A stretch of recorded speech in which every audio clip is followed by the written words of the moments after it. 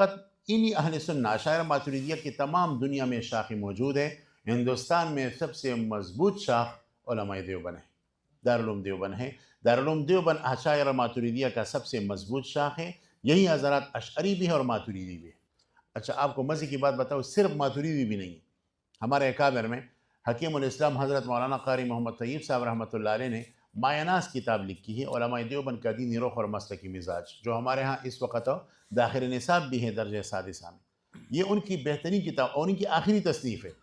ان کی فوت ہونے کے بعد ان کی کاغذوں میں مل گئے، ان کو چھاپ دیا گیا جب انہوں نے 50 سالہ دیوبند کی باقاعدہ اہتمام کیا ہے، اس کے بعد یہ کتاب لکھی ہے۔ تو یہ نچوڑ ہے اکابر دیوبند کے موقف کا۔ اس کتاب میں حضرت لکھتے ہیں کہ علماء دیوبند کون ہیں۔ دیکھیں یہاں اس سوال کا جواب ذکر کرنا ضروری ہے کہ علماء دیوبند کا تعلق عقائد میں کس کے ساتھ ہے۔ تو اس بارے میں قاری محمد طیب صاحب نے علماء دیوبند کا دینی رخ اور مسلکی مزاج، جو کہ حضرت کی آخری تصنیف میں لکھا ہے کہ علماء دیوبند اشعریت پسند ماتریدی ہے۔ یعنی مطلب یہ ہے کہ ہم اشاعرہ بھی ہیں، ماتریدی بھی ہیں، اور ماتریدی حضرات اصلاً تو حنفی ماتریدی ہے، لیکن اشاعرہ کے اقوال کے ساتھ تطبیق دیں گے۔ ان دونوں کے درمیان اختلافات نہیں ہے، ہم اشعریت پسند ماتریدی ہے، گویا اشاعرہ و ماتریدیہ میں تطبیق کی۔ اس طرح ایک دوسری جگہ فرماتے ہیں، اور یہ دوسری عبارت تو بہت البیلی اور پیاری ہے۔ فرماتے ہیں قاری طیب، اگر اصطلاحی الفاظ میں لایا جائے تو اس کا خلاصہ یہ ہے کہ دارالعلوم یعنی دارالعلوم دیوبند کہ دارالعلوم دیناً مسلم، فرقتاً اہل سنت والجماعت، مذہباً حنفی، مشرباً صوفی، کلاماً اشعری، سلوکاً چشتی، بلکہ جامع سلاسل، فکراً ولی اللہ، اصولاً قاسمی، فروعاً رشیدی اور نسبتاً دیوبندی ہے۔ ہمارے ہاں دارالحدیث میں یہ عبارت ہم نے چسپا کی ہے باقاعدہ دارالحدیث میں، اور یہ لکھا ہے اوپر چسپا ہے کہ جب کوئی آئے تو اس عبارت کو دیکھے۔ یہ کوئی الگ فرقہ نہیں، یہی اہل سنت والجماعت ہے۔ اچھا ایک دو وضاحتیں آپ کی خدمت میں پیش کرنا چاہوں گا۔ پہلی وضاحت تو یہ ہے کہ جو دیوبند ہے، دیوبند ہے دارالعلوم دیوبند، یہ نظریے کا نام ہے۔ ہو سکتا ہے کسی آدمی نے دیوبند کو دیکھا بھی نہ ہو اور ان کا عقیدہ صحیح ہو، معتدل ہو، بس وہ دیوبندی ہے۔ دیوبند دوسرے فرقوں کی طرح حزب کا نام نہیں ہے، جس طرح دوسرے فرقے حزب ہے، جمعیت اہل حدیث ہے، اہل حدیث ہے، بریلوی ہے۔ دیوبند حزب نہیں ہے۔ حضرت مولانا مفتی محمد شفیع رحمہ اللہ سے پوچھا گیا کہ دیوبندی کون ہے، تو انہوں نے جواب میں فرمایا کہ 1400 سال سے جو معتدل مسلمان ہوتا ہے، جس کا عقیدہ نہ گمراہ ہوتا ہے اور نہ تنگی کا شکار ہوتا ہے، صحیح صالح مسلمان، صحیح عقیدے والا جو مسلمان چلتا آ رہا ہے، یہی دیوبندی ہے، یہی دیوبندی ہے۔ صحابہ کے وقت سے لے کر الی یومنا ھذا جو معتدل مسلمان ہیں وہ دیوبندی ہے۔ بس دیوبند ایک تعبیر ہے اہل سنت والجماعت سے، بس باقی دیوبند کوئی الگ حزب نہیں ہے جو بعض لوگوں کی ذہن میں ہے۔ تو یہ آپ ذہن میں رکھیں، اور یہی جو تشریح میں نے کی ہے یہ ہمارے اکابر کرتے ہیں۔ اس وقت جو ہمارے ائمہ ہیں علماء دیوبند کے، جو پرانے زمانے میں، جو پہلے زمانے میں گزرے، سب دیوبند کی یہی تشریح کرتے ہیں۔ تو دیوبند مستقل ایک نظریہ ہے۔ ضرور بس اوقات ایک آدمی دیوبند میں پڑا ہوا ہوتا ہے، پھر بھی وہ دیوبند سے ہٹا ہوا ہوتا ہے، وہ کبھی جماعت اسلامی کی طرف چلا جاتا ہے، وہ کبھی سلفیت کی طرف چلا جاتا ہے، وہ الگ بات ہے۔ دیوبند نظریہ آپ نے دیوبند دیکھا بھی نہیں ہے، لیکن حجت الاسلام مولانا محمد قاسم، شیخ الاسلام مدنی، حضرت تھانوی، شیخ الہند، ان کا نظریہ آپ کا نظریہ ہے، بس آپ دیوبندی، آپ ذہن میں رکھیں۔ تو یہ ایک بات بہت اہم ہے وضاحت کی لحاظ سے۔ اچھا ایک اور بات ہے کہ یہ کہنا کہ تمام حق ہندوستان کے دیوبند میں محصور ہے، یہ بات بھی تعصب سے خالی نہیں۔ دیکھیں جو دیوبند ہے یہ اشاعرہ ماتریدیہ کا ایک شاخ ہے۔ اہل سنت والجماعہ اشاعرہ ماتریدیہ سے کئی نہریں نکلی ہے۔ ایک نہر گیا ہے جامعۃ الازہر، ایک نہر گیا ہے جامعۃ دمشق، ایک نہر گیا ہے جامعۃ القروین، ایک نہر گیا ہے جامعۃ الزیتونہ، ایک نہر آیا ہے ہندوستان دارالعلوم دیوبند۔ یہ نہریں گئی ہیں، تو سب اہل سنت والجماعت کے علم بردار ہیں۔ اب یہ کہنا کہ ایک آدمی تبھی اہل سنت والجماعت ہو سکتا ہے جو دیوبند کے اندر پڑا ہوا ہو یا دیوبند کو جانتا ہو، یہ ظلم ہے۔ ازہر کے اندر بہت ازہری اب اہل سنت ہے، ازہر والے بہت سارے لوگ ہیں وہ دیوبند کو جانتے بھی نہیں۔ اب تو جانتے ہوں گے، لیکن اس سے پہلے جو 100 سال پہلے مثلا دیوبندی گزرے ہیں تو وہ ازہری گزرے تو دیوبند کو جانتے بھی نہیں، تو کیا ان کو آپ اہل سنت سے اٹھائیں گے اور نکالیں گے؟ یہ بات غلط ہے۔ تو دیوبند کے نظریے کو آپ تنگ نہ کریں۔ دیوبند کا نظریہ وسیع ہے، رحیب ہے، اس کو تنگ کرنا ظلم ہے. ایک معتدل مسلمان کو دیوبند کہا جاتا ہے, دیوبندی کہا جاتا ہے. اب ہمارے اکابر تو اس میں بہت احتیاط کرتے ہیں.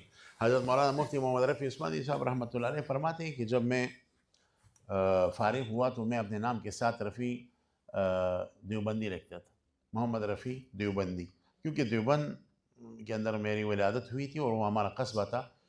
تو میرے والد صاحب حضرت مولانا مفتی محمد شفیع صاحب نے مجھے منع کیا کہ اس نام سے اور اس لقب سے حزبیت کی بو آتی ہے, اس کو ہٹاؤ. تو ہم نے سوچا کہ کوئی لقب تو لگانے اپنے ساتھ.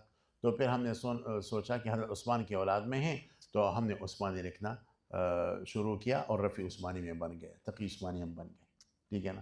تو دیوبند لفظ کو اس نے ہٹایا اس وجہ سے کہ کہیں اس سے حزبیت کی بو نہ آ جائے. میں یہ نہیں کہتا کہ کوئی آج کل اپنے ساتھ دیوبندی لکھتا ہے تو اس سے حزبیت کی بو آ رہی ہے. بہت سارے ایسے ہیں کہ وہ محبت میں لکھتے ہیں, اچھی بات ہے. یہاں تک کہ خود اس وقت دارالعلوم دیوبند سے جو فارغ ہوتے ہیں ان کے ساتھ دیوبندی نہیں لکھا جاتا, ان کے ساتھ کیا لکھا جاتا ہے؟ قاسمی لکھا جاتا ہے. حجت الاسلام مولانا محمد قاسم کی طرف نسبت ہے. جس طرح کہ ہمارے ہاں دارالعلوم حقانیہ جو اہل حق کا علمبردار ادارہ ہے, ادھر سے کوئی فارغ ہوتے تب بے ساتھ حقانی لکھتا ہے. کیوں؟ حضرت مولانا عبدالحق رحمۃ اللہ علیہ کی طرف نسبت کرتے ہوئے. اس وجہ سے دیوبند کی طرف ہماری نسبت ہوتی ہے. یہ ایک حزب نہیں ہے.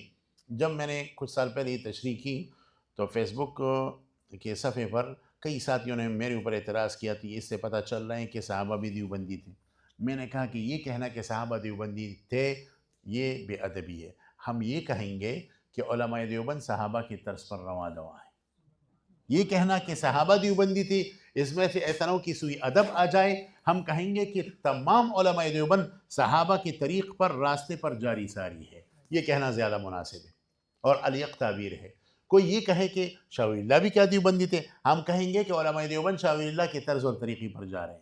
کوئی یہ کہے کہ امام رازی, امام جوینی, امام ماتریدی, امام ابو الحسن اشعری بھی دیوبندی تھے, ہم کہیں گے کہ الیق تعبیر یہ ہے, مناسب تعبیر یہ ہے کہ علماء دیوبند ان اکابر کی طرز پر چل رہے ہیں. یہی جو ہے نا معتدل تعبیر ہے. ایک بات یہ ہے. دوسرا, دیوبند کی نسل کو تنگ نہ کرو. میں ایک جگہ بیٹھا ہوا تھا تو ایک اختلافی مسئلے میں امام رازی رحمہ اللہ کے حوالے کو پیش کیا, پھر امام ابو حیان الاندلسی صاحب بحر المحیط کا حوالہ پیش کیا. تو مجھے ساتھی نے کہا کہ نہیں, ہم آپ کے اس حوالے کو نہیں مانتے کیونکہ امام رازی تو بہت پہلے گزرے, ہمیں علماء دیوبند کا حوالہ چاہیے. میں نے کہا اللہ کے بندے, علماء دیوبند نے ہی ہمیں یہ حوالے دکھائے. ہماری جو تربیت ہوئی ہے, ہم کو کہا گیا ہے کہ ہمارے ائمہ امام رازی ہیں, ہمارے ائمہ میں سے امام ابو حیان الاندلسی ہے, یہ سب ہمارے ائمہ ہیں. تو اگر آپ یہ کہیں کہ نہیں ان کا حوالہ ہمیں نہیں چاہیے, اس زمانے کا حوالہ چاہیے, کوئی خاص اور الگ کیفیت ہو اور ایک خاص واقع تو الگ بات, اس کا نہیں کہہ رہا, لیکن عمومی طور پر ان حضرات کے حوالے کو رد کرنا اور یہ کہنا کہ یہ دیوبندی نہیں ہے, یہ بات بالکل غلط ہے. یہ دیوبند کی نظریے کو نہ سمجھنا ہے. تو یہ آپ حضرات کے ذہن میں رہیں. اگر آپ حضرات دیوبندی اور الحمدللہ ہے تو آپ بریلوی کی طرح ایک حزب کے حامل نہیں ہے, جمعیت اہل حدیث کی طرح نہیں ہے, دوسرے جو احزاب مودودی وغیرہ ان کی نہیں ہے. ٹھیک ہے نا. علماء دیوبند اہل سنت والجماعت کا ایک معتدل تعبیر ہے. اسی وجہ سے دیکھو علماء دیوبند کا دینی رخ اور مسلک کی مزاج جو قاری محمد طیب صاحب کی کتاب ہے, اس کے مقدمے میں استادنا شیخ المکرم شیخ الاسلام مولانا مفتی محمد تقی عثمانی صاحب دامت برکاتہم العالیہ نے لکھا ہے کہ دیکھو دیوبند اہل سنت سے الگ کوئی چیز نہیں ہے. یہی وجہ ہے کہ ان کی عقیدے کی کوئی الگ کتاب نہیں ہے. ہمارے ہاں تو اسی وجہ سے شرقائد نصفیہ پڑھائی جاتی ہے.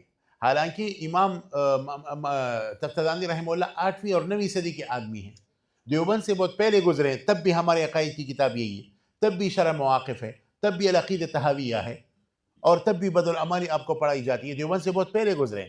چونکہ دیوبند ایک الگ حزب نہیں ہے.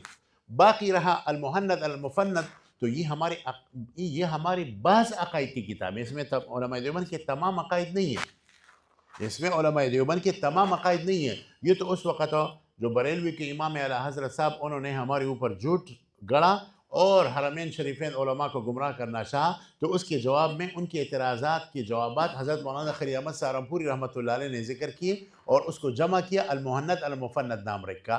اس وجہ سے اس کا بھی عربی جو ترجمہ ہوا ہے اس کا نام رکھا گیا ہے مباحث فی عقائد اہل سنت والجماعہ. مباحث فی عقائد یعنی یہ بعض اہل سنت والجماعت کے عقائد, اہل سنت والجماعت کے بعض عقائد ہیں, تمام عقائد ان کی نہیں. اور یہ اس کتاب کے اندر ہمارے تمام عقائد بھی نہیں. جو ہے وہ مسلم ہے، لیکن تمام عقائد کا احساس اس کتاب نے نہیں کیا، اور ہمارے عقائد کی کتابیں یہی ہے جو سینکڑوں سال سے پہلے لکھی گئی اور اب تک لکھی جا رہی ہے، اور ہمارے نصابوں میں الحمدللہ شامل ہے۔ تو یہ ایک چیز آپ دیوبندیت کے حوالے سے ذہن میں رکھیں، ایسا نہ ہو کہ دیوبند کے اس موقف کو آپ بہت تنگ کریے، تنگ چیز نہیں ہے، صحیح ہے نا؟ آگے چلو۔